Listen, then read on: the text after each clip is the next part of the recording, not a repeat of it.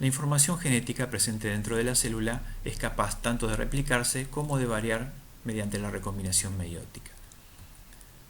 Cuando analizamos el genotipo de un individuo y la estructura de la información genética, vemos que es muy similar a la de los demás individuos de su misma especie.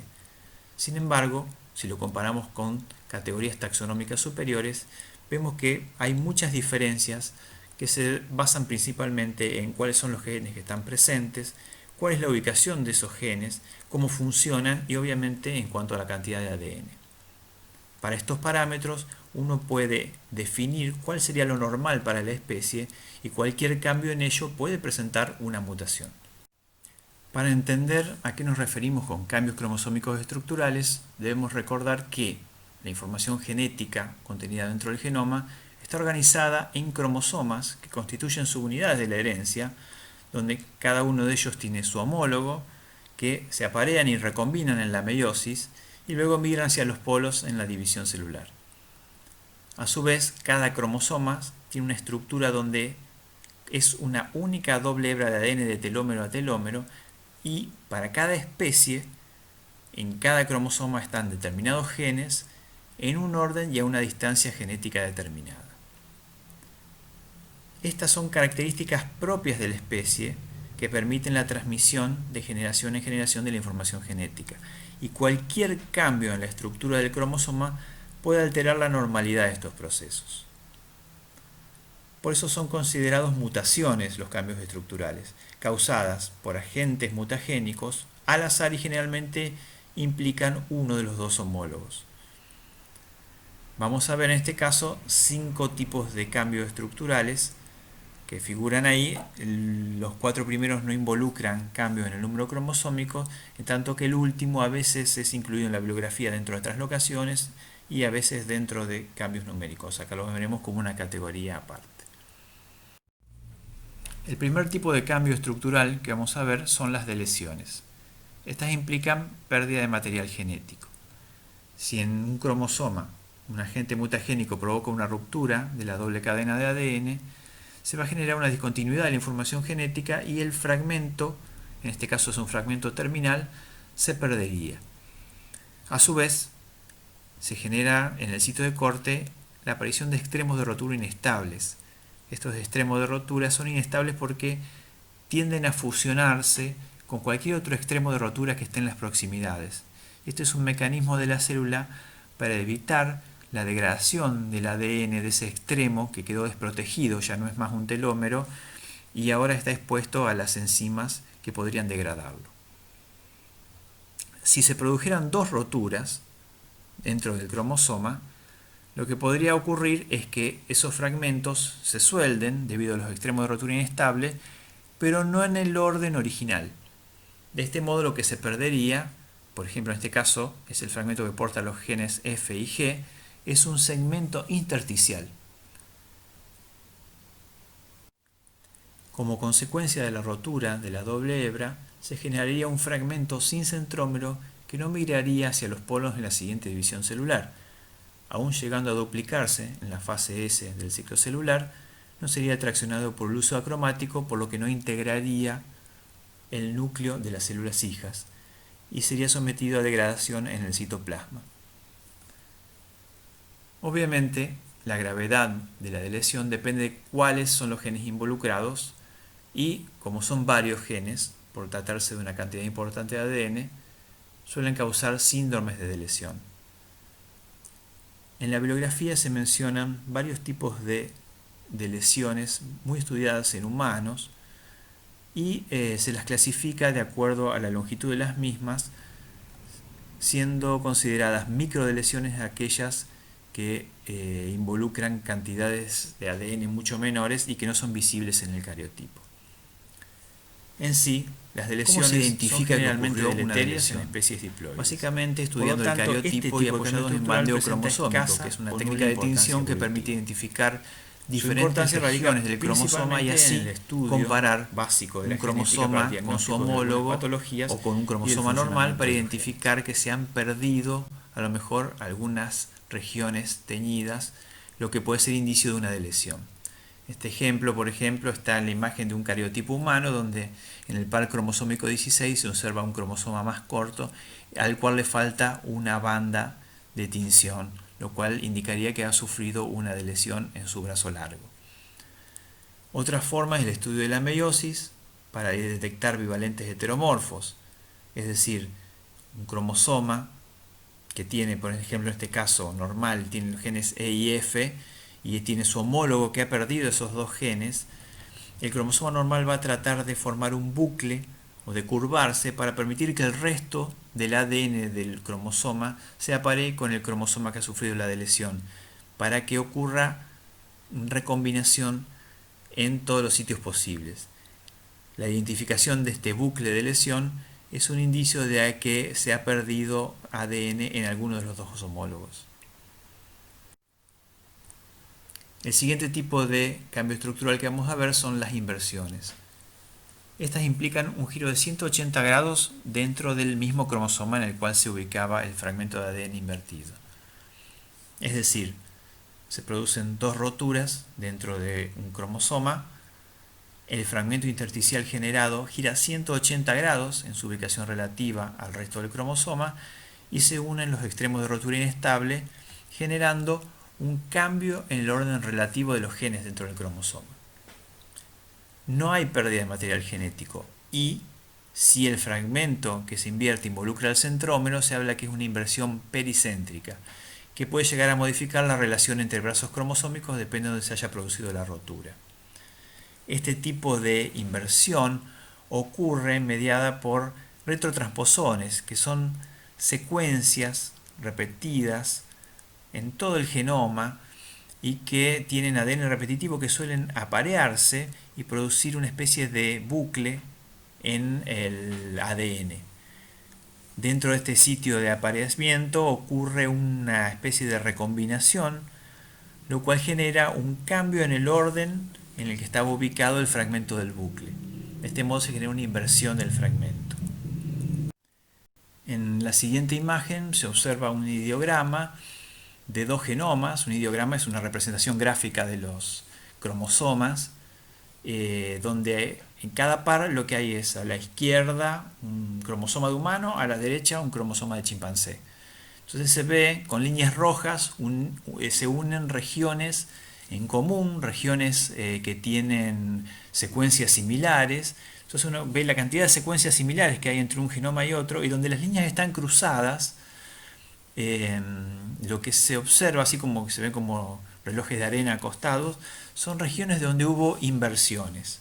A simple vista se identifican algunas, sin embargo, los estudios han permitido identificar 1576 inversiones entre ambos genomas, 33 de ellas que tienen más de 100 kilobases. Y hay otro ejemplo donde para vegetales se ven la cantidad de inversiones detectadas en menor nivel de detalle entre papa, tomate y pimentón, donde hay entre 7 y 12 inversiones que representan la diferencia entre los genomas y la evolución de los mismos.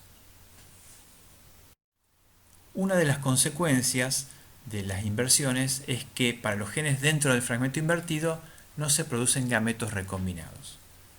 Es decir, si tenemos un par cromosómico en el cual se ha producido una inversión en uno de ellos, en este caso para los genes 3, 4 y 5, cuando llegue el momento de aparearse para formar un bivalente en la meiosis y recombinar, un cromosoma, en este caso el cromosoma normal, va a formar un asa y el otro va a formar un bucle, de modo que queden enfrentadas las regiones de los genes en el fragmento invertido para posibilitar la recombinación. Si ocurre una recombinación, en este caso entre las cromátidas no hermanas, entre los genes 4 y 5, si uno recorre cada una de las gametas que se formaría producto de esta recombinación, vería que se producirían dos cromátidas parentales o combinadas, las cuales no han sufrido la recombinación, en tanto que aquellas cromátidas que han sufrido la recombinación presentarán anormalidades. Para este caso, una de ellas llevará dos centrómeros le faltará alguno de los genes, en este caso el gen 6, y tendría 2 veces el gen 1 y 2. En tanto que el resto del ADN que involucra estas dos cromátidas en las cuales hubo recombinación formaría un fragmento acéntrico, es decir, sin centrómero, el cual tenía 2 veces el gen 6 y le faltarían los genes 1 y 2. Es decir, formarían unas cromátidas desbalanceadas que posiblemente generen una inviabilidad de las gametas que las porten. Por lo tanto, únicamente las gametas portadoras de las cromátidas de tipo parental serían viables. Dentro de los principales efectos de las inversiones está en que en individuos heterocigotas para la inversión, es decir, que presentan la inversión en uno solo de sus cromosomas homólogos, más allá de las gametas que resulten inviables por haber ocurrido recombinación dentro del fragmento invertido, transmiten al 50% de su descendencia la inversión. A su vez, presentan una reducción de la fertilidad por su mayor porcentaje de gametos inviables, esto está documentado mucho para humanos, y ocurre el ligamiento total para los genes dentro del segmento invertido. Pueden ocurrir también algunos efectos de posición sobre la regulación de la expresión al haberse alterado el orden lineal de la información dentro del cromosoma respecto a lo normal. En aquellos individuos homocigotas para la inversión, es decir, que presentan la inversión en ambos cromosomas homólogos, la meiosis va a ser normal, independientemente de la recombinación que ocurra entre esos cromosomas homólogos. Habría una mayor tasa reproductiva entre los portadores de esta inversión en ambos cromosomas y podría ocurrir también un efecto de posición sobre la regulación de la expresión génicas dependiendo de cómo haya sido el efecto de la inversión. El siguiente tipo de cambio estructural que vamos a ver son las translocaciones, que implican un cambio de ubicación de uno o más fragmentos de ADN en el genoma. En el caso de las inserciones, un fragmento de ADN de un cromosoma se inserta en un cromosoma no homólogo. Como consecuencia de ello, además de los cromosomas normales, va a quedar un cromosoma que le falta un fragmento y uno que recibió la translocación. Por lo tanto, aunque no hay pérdida de ADN en el genoma, existe una homología cruzada entre ambos cromosomas de ambos pares. Por lo tanto, en la meiosis se van a formar multivalentes, lo cual puede afectar la fertilidad del individuo portador. En el caso de los intercambios recíprocos, se intercambian fragmentos de brazos cromosómicos entre cromosomas no homólogos. Al igual que ocurre en la inserción, se van a generar una homología cruzada entre ambos pares cromosómicos y en este caso se va a formar una estructura en forma de cruz en la meiosis. La consecuencia de la estructura multivalente en forma de cruz es que la meiosis va a ser anormal y depende de cómo migren los cromosomas en relación a sus centrómeros, pueden formar gametas viables o gametas desbalanceadas. Si le ponemos letras a los distintos cromosomas, podemos ver que si migran aquellos con centrómeros adyacentes en la anafase 1, es decir, el cromosoma A con el B hacia un polo y el C con el D hacia el otro, se formarán gametos desbalanceados. Es decir, en las dos células hijas que van a ingresar a la segunda fase de la meiosis, va a haber fragmentos que están en doble dosis o duplicados y fragmentos faltantes respecto a lo que sería en una célula normal. Por otro lado, si migran los cromosomas en forma alterna en la anafase 1, es decir, el cromosoma A con el D y el B con el C, siempre respecto a la estructura en forma de cruz, se formarán gametos balanceados, porque en las células hijas que van a entrar a la segunda fase de la meiosis van a estar o los cromosomas normales sin la translocación recíproca o ambos cromosomas translocados. De este modo no le estaría faltando ningún gen y la información genética estaría balanceada. El siguiente tipo de cambio estructural que vamos a ver son las duplicaciones, los cuales se generan mediante copias extra de los genes ya presentes en el genoma. Se refiere principalmente a genes de tipo no estructurales, es decir, aquellos que corresponden a ADN moderadamente repetitivo. Estos genes se encuentran en cientos de copias en tándem en el genoma y las duplicaciones se originan por un apareamiento de homólogos levemente desfasado, seguido de una recombinación, lo cual hace variar el número de copias en las células hijas, algunas en mayor y otras en menor cantidad. Ese mayor número de copias, evidentemente, ha otorgado una ventaja evolutiva en los organismos portadores, lo cual explica la cantidad de copias presentes en genes de ARN ribosomal y de ARN transferente en células eucariotas. Para el caso de los genes estructurales, que son de copia única en el genoma, se ha encontrado que muchos genes presentan familias génicas dentro del genoma, es decir, mediante fallas en la división se originaron copias que derivaron en variantes génicas a partir de una secuencia ancestral. Estas copias han evolucionado separadamente y han divergido por acumular mutaciones, pudiendo haber otorgado diferentes características al individuo portador. A su vez, estas copias están sometidas a un efecto de posición, es decir, la ubicación en el genoma también tiene importancia como el número de copias para la expresión del fenotipo. Se suele dar el ejemplo de el ojo bar en Drosophila, en la mosca, en la cual la cantidad de facetas u ocelos simples que integran el ojo compuesto no depende solamente de la cantidad de copias, sino de en qué cromosoma están ubicadas esas copias por su efecto negativo en el tamaño del ojo. Para tener una ventaja evolutiva, el efecto de la duplicación debe ser internamente tolerable. Estamos hablando de que un aumento en la dosis génica genera un desbalance en el medio interno celular. Las duplicaciones de este tipo son detectadas por técnicas de hibridación in situ, es decir, hibridación con sondas en los cromosomas, o mediante técnicas de replicación por PCR en tiempo real. El último tipo de cambios estructurales que vamos a ver en este video son las fusiones y fisiones, también conocidos como cambios robertsonianos. En los cromosomas, las secuencias centroméricas y teloméricas suelen ser bastante conservadas dentro de la especie, lo que puede provocar a veces fusiones de cromosomas en esos sitios. Esto conlleva una modificación en el número de los cromosomas y, cuando es heterocigota para el cambio, no afecta a la homología de los mismos. Este se cree que es un ejemplo de cómo ha surgido un cambio en el número cromosómico entre los humanos y los primates más cercanos. En este caso, el cromosoma 2 de los humanos tiene un patrón de bandeo muy similar a lo que es el cromosoma 2A y 2B, tanto de chimpancé como gorila como orangután, en el cual, mediante comparación, en la imagen que se presenta aquí,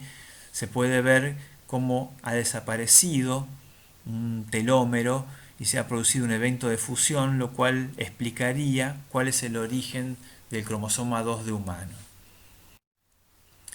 En otro ejemplo, en este estudio realizado en cariotipos de alacranes en Brasil, para esta especie se ha encontrado que diferentes poblaciones presentan diferente número cromosómico, entre 11, 12, 13 y 14 cromosomas. El estudio meiótico y de identificación cromosómica ha permitido identificar que el cariotipo ancestral, ubicado a la izquierda, con 2n igual 12, ha sufrido diferentes eventos de fusión y de fisión cromosómica para dar origen a los números cromosómicos encontrados en distintas poblaciones de la misma especie. Otro grupo de animales que las fusiones y fisiones son eventos que han explicado mucho la evolución del cariotipo son los ortópteros, los grillos y las langostas. Para este estudio se presentaron 5 cariotipos diferentes, en el cual, en el caso del cariotipo del individuo A, arriba de todo, se observa que son todos cromosomas de tipo acrocéntrico, es decir, son cromosomas con un centrómero ubicado en un extremo del cromosoma y únicamente con un brazo cromosómico, mientras que en el individuo B se ha encontrado un cromosoma metacéntrico originado a partir de la fusión de un cromosoma del par 1 con un cromosoma del par 3. Si uno lo mira rápido, podría pensar que ese cromosoma acrocéntrico del 1 y del 3 son homólogos y el cromosoma metacéntrico es homólogo del X, pero bueno, el estudio de bandeo y de medición cromosómica ha determinado que ese cromosoma A1-3 es un cromosoma originado por fusión centromérica y sin embargo ese individuo no ha perdido fertilidad porque la homología entre los cromosomas sigue estando y ha producido gametas normalmente. Si uno compara el individuo A con el individuo E, que es el que mayor eventos de fusión centromérica ha tenido, ve que por ejemplo el individuo A tiene un 2N 24 para las hembras y 23 para los machos, mientras que el individuo E tiene un 2N 18 para las hembras y 17 para el macho, a pesar de tratarse de especies muy relacionadas. Por último está el ejemplo de la comparación entre cabras y ovejas, donde en cabra hay 60 cromosomas acrocéntricos que son casi idénticos, mientras que en el cariotipo ovino se observan 3 pares de cromosomas metacéntricos. Los estudios han demostrado que los pares cromosómicos 1, 2 y 3 de oveja corresponden a las fusiones cromosómicas del par 1 y 3 en cabra, el 2 y el 8 y el 5 y el 11, dando origen a esos cromosomas metacéntricos. Esto demuestra, junto a los otros ejemplos dados, que las fusiones y fisiones son